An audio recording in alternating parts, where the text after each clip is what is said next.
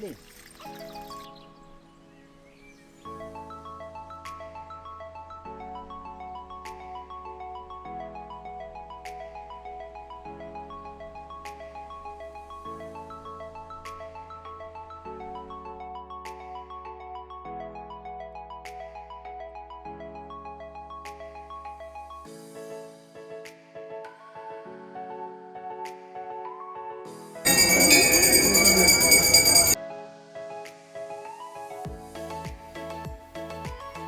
Hi ಎಲ್ರಿಗೂ ನಮಸ್ಕಾರ. ಎಲ್ಲರೂ ಹೇಗಿದ್ದೀರಾ? ನಾನು ನಿಮ್ಮ ಪ್ರೀತಿಯ ನಯಶ್ರೀ. ಬನ್ನಿ ಇವತ್ತಿನ ವ್ಲಾಗ್ನ ಸ್ಟಾರ್ಟ್ ಮಾಡೋಣ.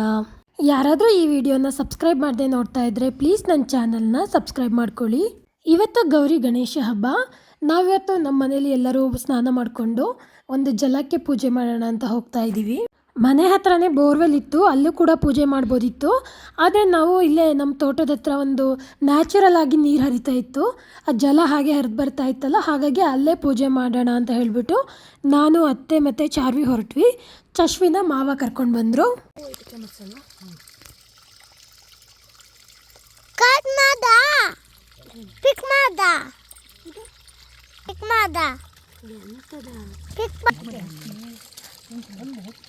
ನೋಡಿಲ್ಲ ಮಗ, ಹುಚ್ಚಿ ನೋಡಿಲ್ಲ. ಓಹೋ, ಹುಚ್ಚಿಲ್ಲೈತಲ್ಲ, ಹುಚ್ಚಿ ನೋಡು.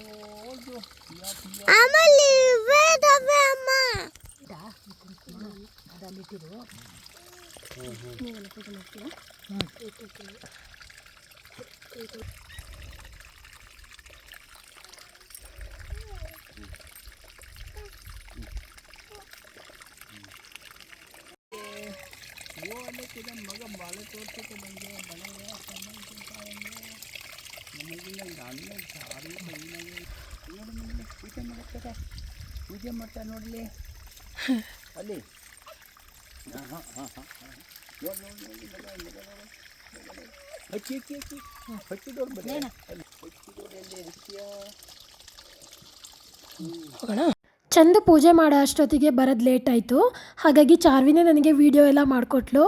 ಪಾಪ ಅವಳು ನಿಂತಿದ್ದ ಪ್ಲೇಸ್ ಹತ್ರ ಇರುವೆಗಳೆಲ್ಲ ಅವಳು ಕಾಲಿಗೆ ಕಚ್ತಾ ಇತ್ತು. ಹಾಗಾಗಿ ಅವಳು ನಮ್ಮ ಪೂಜೆ ಮಾಡೋ ವೀಡಿಯೋ ಮಾಡೋದಕ್ಕಿಂತನೂ ಅವಳು ಕಾಲನ್ನ ತೋರಿಸಿರೋದೇ ಜಾಸ್ತಿ ಇದೆ.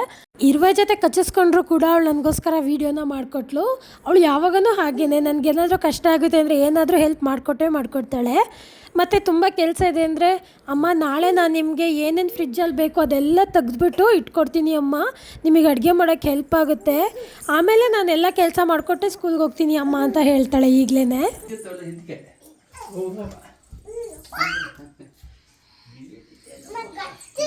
ಹಂಗಲ್ಲ, ಬಗ್ಗಿ ಬರ್ಬೇಕು ಚಿನ್ನಿ.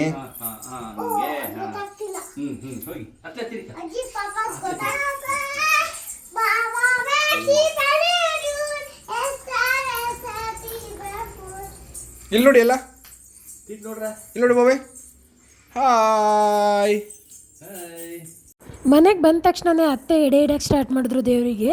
ಯಾಕೆಂದರೆ 9:30ಇಂದ ರಾಹುಕಾಲ ಇತ್ತು. ಹಾಗಾಗಿ ನಾವು ಅಲ್ಲಿ ಪೂಜೆ ಮುಗಿಸ್ಕೊಂಡು ಬಂದು ಇಮಿಡಿಯೇಟ್ ಎಡೆನ ಇಟ್ವಿ. ನನ್ನ ಮಗಳು ಎಲ್ಲರೂ ಪೂಜೆ ಮಾಡೋ ಅಷ್ಟೊತ್ತಿಗೇ ಎಲ್ಲನೂ ತೊಗೊಂಡು ತಿನ್ನೋಕ್ಕೆ ಸ್ಟಾರ್ಟ್ ಮಾಡಿದ್ಲು. ಪಾಪ ತುಂಬ ಹೊಟ್ಟೆ ಹಸಿವಾಗಿತ್ತು ಅಂತ ಅನಿಸುತ್ತೆ.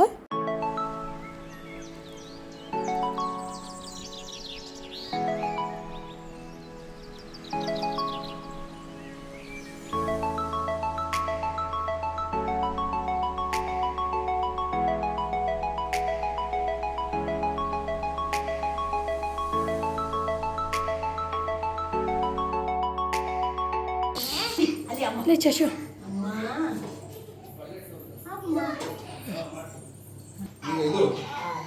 ನಾವು ದೇವರಿಗೆ ಎಡೆಗೆ ಬೆಳಗ್ಗೆ ಪಲಾವ್ನ ಮಾಡಿದ್ವಿ. ಅದ್ರ ಜೊತೆಗೆ ಗೌರಿ ಹಬ್ಬದಲ್ಲಿ ಮಾಡೋಂಥ ಒಂದು ಸ್ಪೆಷಲ್ ಅಂದರೆ ಅದು ಕೆಸು ಬರುತ್ತಲ್ಲ, ಅದರದ್ದು ದಂಟಿಂದು ಸಾಂಬಾರು ಮಾಡ್ತಾರೆ ಮಜ್ಜಿಗೆ ಹಾಕಿ, ಅದನ್ನು ಮಾಡಿದರು. ಹಾಗೆಯೇ ಪಾಯಸ ಇವತ್ತಿನ ಸ್ಪೆಷಲ್ಲು ಬ್ರೇಕ್ಫಾಸ್ಟ್ಗೆ.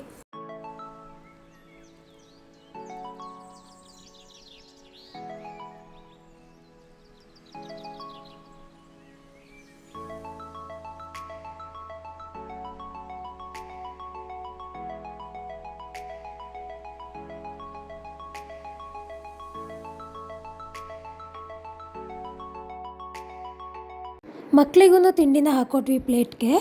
ಚಶ್ವಿಗೂ ಕೂಡ ಅವಳಿಗೂ ಒಂದು ಪ್ಲೇಟಲ್ಲಿ ಹಾಕೊಟ್ವಿ. ಯಾಕೆಂದರೆ ಅವಳಿಗೆ ನಾವು ತಿನ್ಸೋದಕ್ಕಿಂತ ಅವಳಿಗೇ ತಿನ್ನೋಕ್ಕಿಷ್ಟ. ಅವಳು ತಿನ್ನೋದಕ್ಕಿಂತ ವೇಸ್ಟ್ ಮಾಡೋದೇ ಜಾಸ್ತಿ. ಸರಿ ಅವಳು ಎಷ್ಟಾದರೂ ತಿಂದ್ಕೊಳ್ಳಿ ಅಂತ ಹೇಳ್ಬಿಟ್ಟು ಅವಳಿಗೆ ಒಂದು ಪ್ಲೇಟ್ಗೆ ಹಾಕ್ಕೊಟ್ವಿ. ಅವಳು ಆಟಾಡ್ಕೊಂಡು ತುಂಬಾ ಚೆಲ್ಲ ಬಿಟ್ಲು. ನಾವಿವತ್ತು ಗೌರಿ ಹಬ್ಬ ಆಗಿರೋದ್ರಿಂದ ನಮ್ಮ ಮನೆಗೆ ಸ್ವಲ್ಪ ಹತ್ತಿರದಲ್ಲೇ ಇರುವ ಹೊನ್ನಮ್ಮನ ಕೆರೆಗೆ ಹೋಗ್ತಾ ಇದ್ದೀವಿ. ಇದಿರೋದು ಕೊಡಗು ಡಿಸ್ಟ್ರಿಕ್ಕಲ್ಲಿ ಸೋಮವಾರಪೇಟೆ ತಾಲೂಕು ಬರುತ್ತೆ. ಸೋಮವಾರಪೇಟೆಯಿಂದ ಒಂದು 7 ಕಿಲೋಮೀಟರ್ಸ್ ಅಷ್ಟೇ ಇದು. ದೊಡ್ಡಮಳ್ತೆ ಅನ್ನೋ ಊರಲ್ಲಿರೋದು. ಬನ್ನಿ ಇವತ್ತಲ್ಲಿ ಹೋಗೋಣ.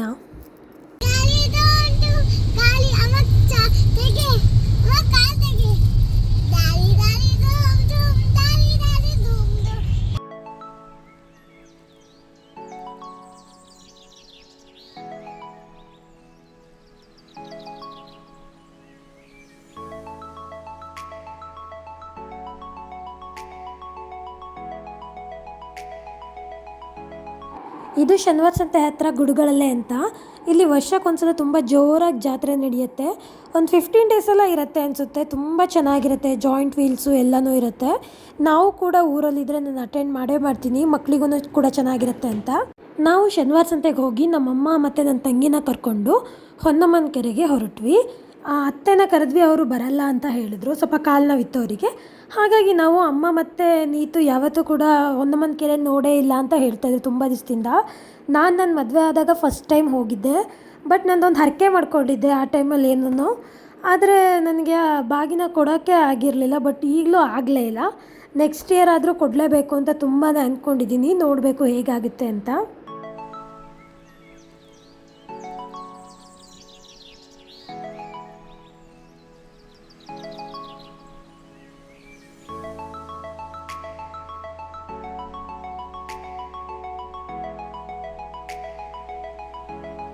ನಾವೆಲ್ಲಿಗೆ ಬಂದ ತಕ್ಷಣ ಇಲ್ಲೆಲ್ಲೋ ವೆಹಿಕಲ್ಸ್ನ ಒಳಗೆ ಬಿಡ್ತಾ ಇರಲಿಲ್ಲ. ಇಲ್ಲೇ ಸ್ಕೂಲ್ ಇತ್ತು ಲೆಫ್ಟಲ್ಲಿ, ಅಲ್ಲೇ ಪಾರ್ಕಿಂಗ್ ಮಾಡಿದ್ದೀವಿ. ಅಲ್ಲೇ ವೆಹಿಕಲ್ನ ನಿಲ್ಲಿಸಿ ನೀವು ನಡ್ಕೊಂಡು ಹೋಗಬೇಕು ಅಂತ ಹೇಳಿದರು. ನನಗೆ ಎಷ್ಟು ದೂರ ಇದೆ ಗೊತ್ತಿರಲಿಲ್ಲ. ಚಂದು ಅಂದರೆ ಸ್ವಲ್ಪ ದೂರನೇ, ಇಲ್ಲಿಂದ ಒಂದು 2 ಕಿಲೋಮೀಟರ್ಸೇ ಆಗಬೇಕು ಅಂತ. ಮಕ್ಕಳೆಲ್ಲ ಇದ್ರಲ್ಲ, ಹೇಗಪ್ಪ ಹೊತ್ಕೊಂಡು ನಡೆಯೋದು ಅಂತ ಅನ್ನಿಸ್ತು. ಅಂತೂ ಇನ್ನೇನು ಆಪ್ಷನ್ ಇರಲೇ ಇಲ್ಲ ನಮಗೆ. ಹಾಗೆ ಹೋಗಬೇಕಾಗಿತ್ತು. ತುಂಬ ಜನನೂ ಹಾಗೇ ನಡ್ಕೊಂಡೇ ಹೋಗ್ತಾಯಿದ್ರು ವೆಹಿಕಲ್ಸ್ ಎಲ್ಲ ನಿಲ್ಲಿಸಿ.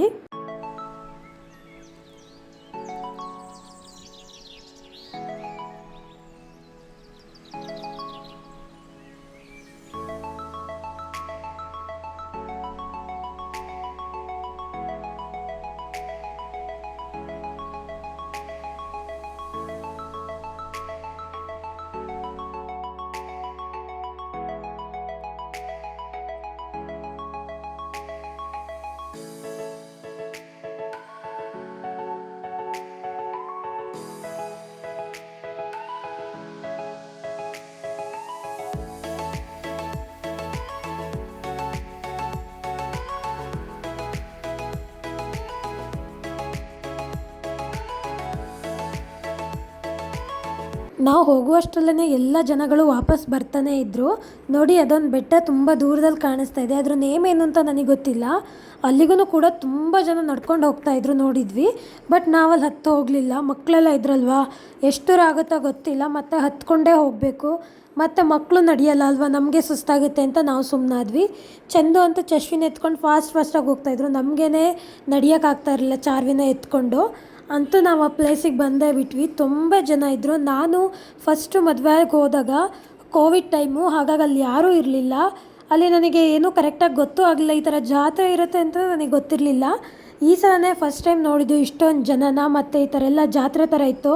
ಚಾರ್ವಿ ಕಣ್ಣಂತೂ ಅವೆಲ್ಲ ಆಟಾಡೋ ಸಾಮಾನುಗಳ ಮೇಲೇ ಬಿದ್ದಿತ್ತು. ಆವಾಗನೇ ಕೇಳೋಕ್ಕೆ ಸ್ಟಾರ್ಟ್ ಮಾಡಿದ್ಲು. ನಮಗೆ ಎಂಟ್ರಿ ಆಗ್ತಿದ್ದಂಗೆ ನನಗೆ ಅದು ಕೊಡಿಸಿ ಇದು ಕೊಡಿಸಿ ಅಂತ ಸ್ಟಾರ್ಟ್ ಮಾಡಿದ್ಲು. ನಾವಂದ್ವಿ ದೇವ್ರು ನೋಡಬೇಕು ಫಸ್ಟು, ಆಮೇಲೆ ಏನಿದ್ರು ಟಾಯ್ಸು ಆಟಾಡೋಕ್ಕೆ ಅಂತ ಹೇಳಿದ ಮೇಲೆ ಸ್ವಲ್ಪ ಸುಮ್ಮನಾದ್ಲು. ದೇವ್ರ ದರ್ಶನ ಮಾಡೋಕ್ಕಿಂತ ಮುಂಚೆ ಇದೇ ಕೆರೆಯಲ್ಲಿ ನಾವು ಕಾಲೆಲ್ಲ ತೊಳ್ಕೊಂಡ್ವಿ.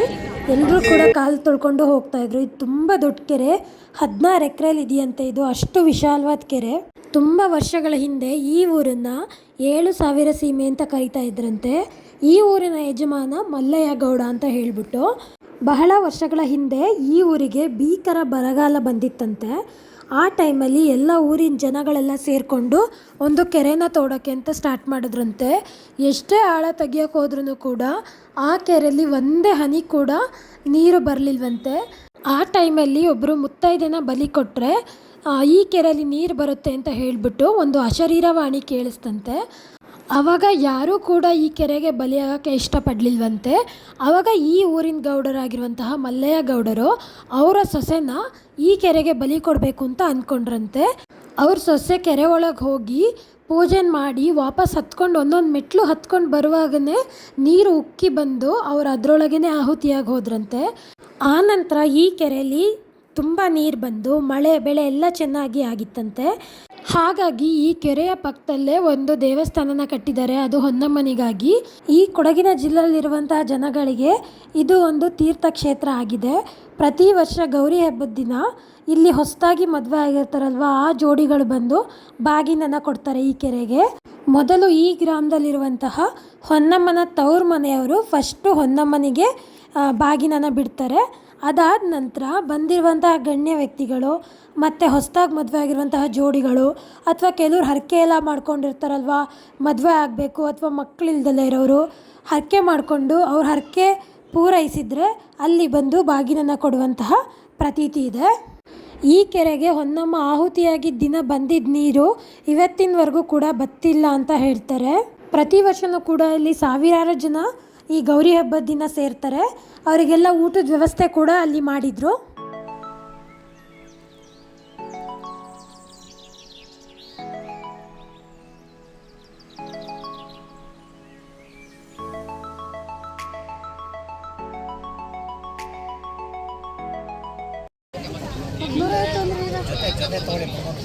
ಅದೇ ಜೊತೆ ತಗೋತೀನಿ.